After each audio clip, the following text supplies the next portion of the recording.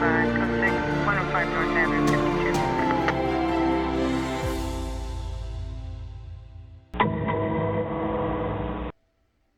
Okay, we have already read over I almost say Radcliffe all the time. Ratliff's testimony and interview and all that stuff. We are going to be reading what Louise McCoy said, and she is his landlady.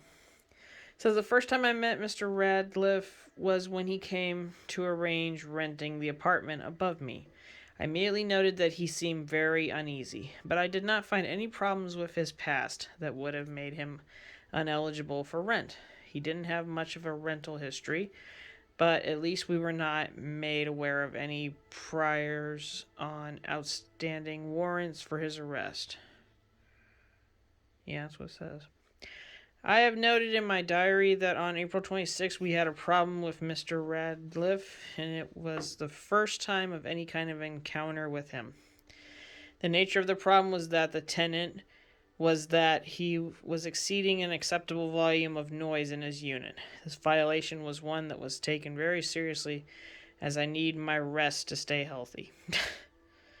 It's kind of a weird reason. Well, she is a senior. Yeah. Prior to this situation, we had never had a problem with Mr. Radcliffe. There was a few occasions of loud noises that I was able to hear, mainly due to being located directly under his apartment, but none of these occasions required action on my part.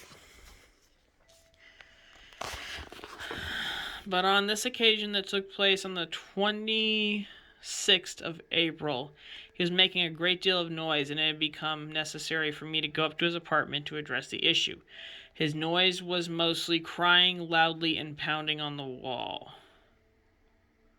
Okay. That confirms the mental instability. Yeah. On this occasion, Mr. Ratliff seemed reluctant to open the door, but once he did, he apologized for the noise and said it would never happen again. Later, after I exited his unit, I returned to give him a brochure regarding a local therapy clinic called Helping Hands. He seemed very responsive to the brochure. He seemed to be staring at one face in particular. I believe that this face belonged to the victim, but at the time I did not observe this as unusual. She is very pretty. On the night of the murder, May 8th, I observed him coming into the building a little before 9 p.m. I know it was then because it happened at night at the end of the X-Files when the whistling comes on. What? The end of the X-Files show, there was always... Woo. Yeah. I immediately went up to his unit and knocked on the door to make sure he was all right and asked him to quiet down. At this time, he did not answer the door, and I went back down to my apartment. Eventually, as the evening went on, the noises stopped. By the time Chance Edwards began the 11 o'clock news, things had become quiet again. That's when I heard about the murder. His car didn't leave where it was parked until he got home at 9. Okay, while digging through our evidence, we are reading through the witness, or the, what is it, witnesses? Witness statements. Yeah, witness statements for Derek Seaver's whereabouts and his backup. So, take it away, Pixel's mom. Right. Our first witness is Admiral Joseph Arthurson. This guy right here. He has been a friend and a commanding officer to Derek for close to 10 years. Yeah. I am very familiar with Chief Petty Officer Derek Sivers. I have known him for many, many years. He was stationed on one of my ships, and with both of us living here in the same town, we became friends.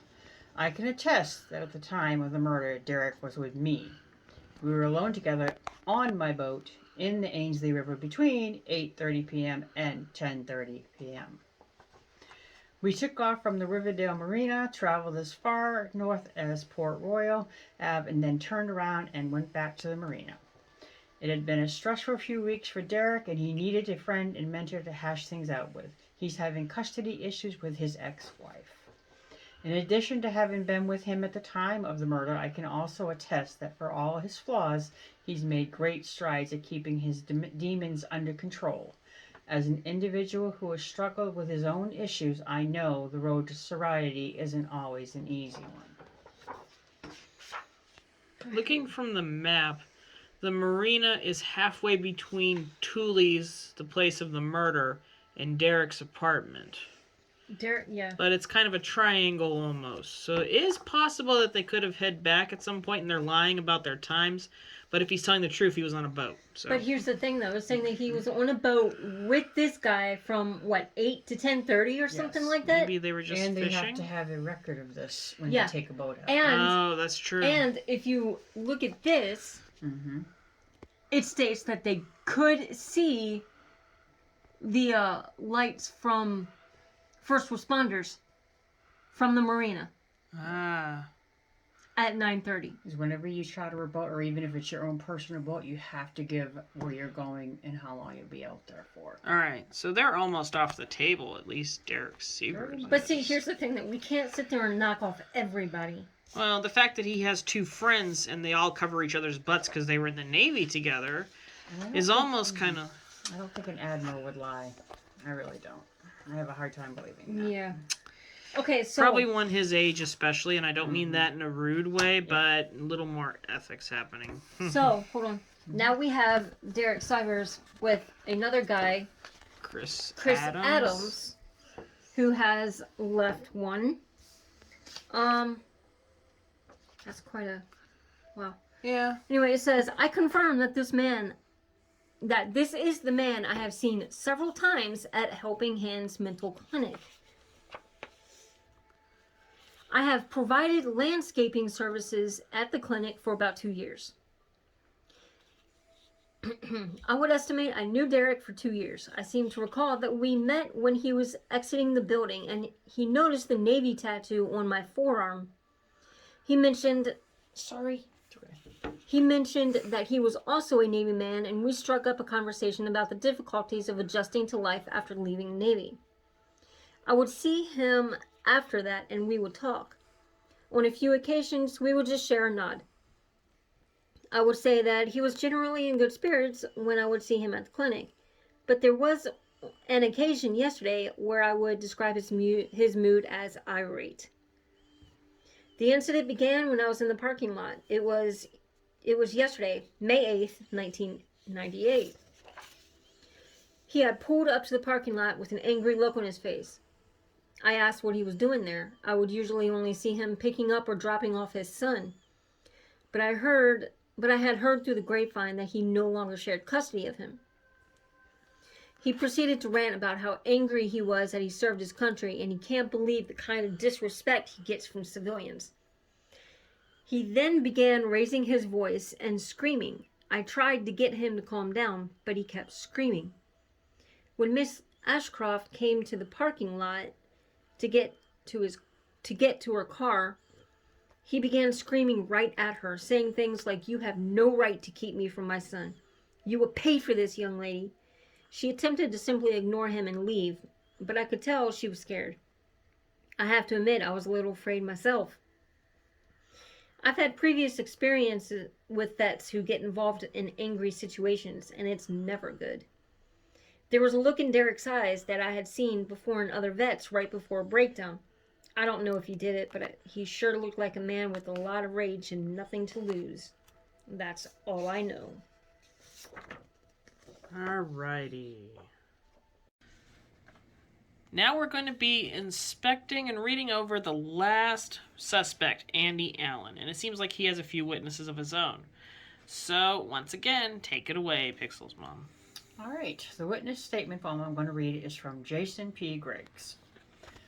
I've only been living in Andy's block for a few months, so I can't say I've got tucked in to really know him real well, but he seems like a nice guy.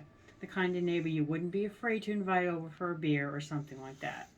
Anyway, he came over to borrow a tool that Friday night around 10 p.m. I know it was 10 because Dateline just ended. Andy asked for a torque, I think he said for a torque wrench to borrow. Told me he'd been fixing his brakes for the past few hours, which I don't doubt because he was kind of sweaty and out of breath. He's a big guy. We had a laugh about how these things always go. You spend hours on the job, laugh just then as you're about to be done, and that's when something breaks and you can't finish. I gave him the torque wrench and that was all. He seemed like a good guy. I told him to stop by anytime. He wanted to work on cars and have a beer, but I haven't seen him again since then. Okay, I have one issue with this. If he was sweaty and seemed like he had been working on his car, he could have jogged from Tooley's. But, Yep. okay, here's Jason Gregg's house. Let's look at this fast, folks. That's really, Pretty close. I mean, think about it. This is 2 miles, okay? About a little under 2 miles from That's yeah. under 2 miles. But he just said he had been working on his car. He didn't give a But he time couldn't- frame. I understand that, but he couldn't even pronounce that. If he's known to be working on his car, he would know the correct pronunciation of a tool. Yeah. Also, the murder supposedly, according to the reports, happened at 9, and he was back sweating and being weird at 10. And how is he supposed to see this part in the car at 10 o'clock at night? Exactly. This little is bit hard to starting do to at look nighttime. interesting. But he's the only Well, not right-handed witness necessarily. we have. If he had a light or something. If but if he's working in his garage, you can easily sit there and put a light on over that, Yeah, but it's just a thought, though. It makes Right. you wonder. or even Yeah. a headlamp. And then how many people actually work on their car super, super late? Like, Well, other if you than... have a There's full-time plenty of job, people. At night, you have no choice. Yeah, There's true. plenty of people that work on their car. You remember Tom? He used to work on cars until 2 a.m. Oh, yeah. I remember him. He was cool. All right, so you have Chad. I've got Chad Highsmith.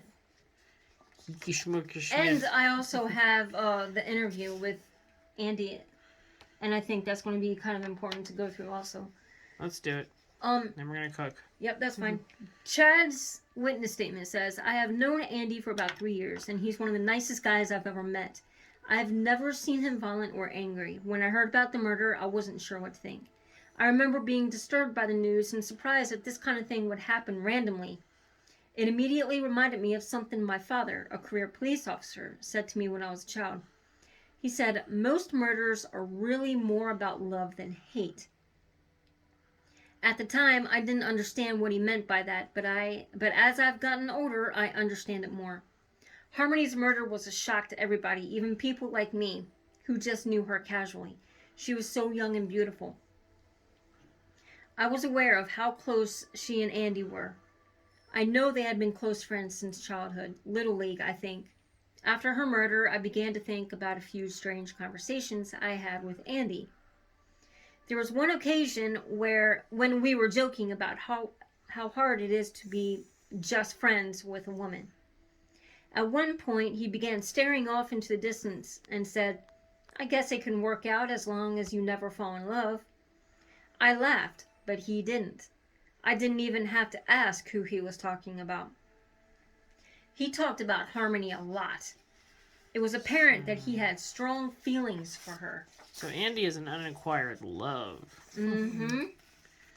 After Harmony and Christian got engaged, I recall Andy joking about how funny it would be if he got drunk at the rehearsal dinner and told her how he really felt. I could sense that this was something he was seriously considering. Wait, he was at the rehearsal dinner?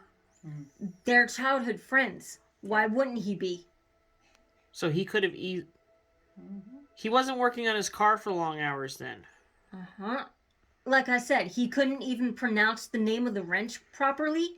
If you're a Yeah. mechanic, you know how to pronounce those. Like, the rehearsal dinner didn't even end. When they went back to get presents, there were still people there. So he easily could have been outside and been like, you're not going to be with me, you're not going to be with anyone. Wah! Uh-huh. Anyway. I could sense that this was something he was seriously considering. The subject was dropped immediately. Wah! Okay. Gotta leave it That's to the sound of murder, people. Wah! Oh, God. A few days later, I believe it was a few days before the rehearsal dinner, I asked him if he wanted to come with me to my daughter's basketball game that night. I was actually trying to keep him from going to the rehearsal dinner. I didn't want him to embarrass himself and make things awkward for the wedding. But he made it clear that he really wanted to go to the party. The conversation ended there. On Monday morning, after the murder, I offered my condolences to him at work. His eyes looked lifeless. I could tell he was distraught. I asked him what he saw at the party, but he told me that he couldn't go because he had to fix his brakes. I remember him saying something about how it took a while to do because he wasn't very experienced and had to borrow a tool to finish the job, and by that time it was too late to go to the party. Then he told me about the phone call he got from Harmony's mom at 2 a.m. I can't even imagine how devastating this must be for him. The feeling might not have been mutual, but she was the love of his life, and I think he blames himself for what happened. Like he could have stopped it if he had been there. I've been thinking about Harmony and her fiance. I didn't know Christian that well, but I think it's possible that there was abuse. He was known to be kind of a jerk. I'm not sure what Harmony saw in him, to be honest. It then occurred to me that maybe Andy knew something about Harmony and her relationship with her fiance, which is why I called the tip line. That's why I called you guys. I was thinking you might get some helpful information out of him, but I know he's not the murderer. Even if he wasn't stuck at home fixing his car, Andy would never be able to do anything like this. He's probably the kindest guy I know, and he loved Harmony.